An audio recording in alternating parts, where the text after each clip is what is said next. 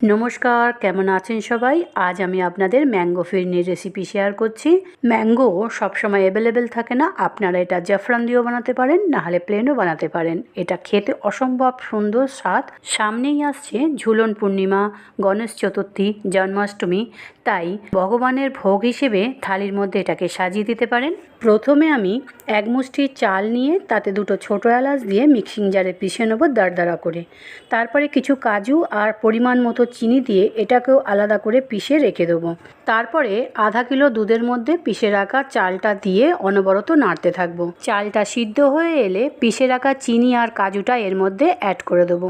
তারপর এই যে আমটাকে মিক্সিং জারে আমি পিষছি সেটাকে এবার এর মধ্যে দিয়ে আবার ভালো করে একসঙ্গে সব কিছু নাড়াচাড়া করে নেব। নাড়তে নাড়তে এটা যখন ঘন হয়ে আসবে তখন এটা নামিয়ে নেব। আমি এই ফিরনিটাকে মাটির পাত্রে রেখে তার উপরে পেস্তা এবং গোলাপের পাপড়ি দিয়ে গার্নিশ করে ফ্রিজে রেখেছিলাম ঠান্ডা হওয়ার জন্য, কারণ এটা ঠান্ডা ঠান্ডা খেতে বেশ ভালো লাগে। সত্যি খেতে কিন্তু বেশ স্বাদের ছিল। কি আজকের রেসিপিটা আপনাদের কেমন লাগলো? ভালো লাগলো অবশ্যই লাইক করবেন আর পরিচিত মানুষকে শেয়ার করতে ভুলবেন না। ভিডিওটা আজ এখানেই শেষ করলাম। টাটা।